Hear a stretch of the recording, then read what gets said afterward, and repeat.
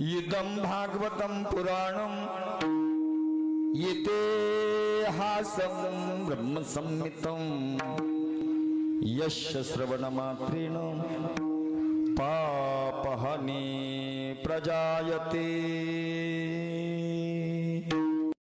जनतारा वया के भागवत